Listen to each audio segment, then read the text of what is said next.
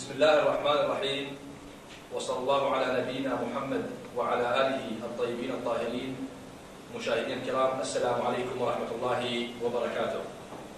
غادر وطنه مجبرا، سلبوه حبه ومرتع صباه، تركوه على حدود الغربة وهو لا يملك سوى الدموع التي بقيت معه رفيقا وحبيبا.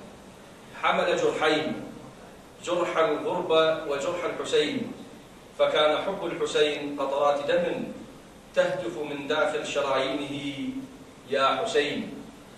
أحببناه من خلال صوته الذي يأتي من بعيد ليكسر طوق الممنوع، ويهتف من خلال شريط الكاسيت وهو يشكو مع الحسين بأي ذنب دمي جرى. كان يقف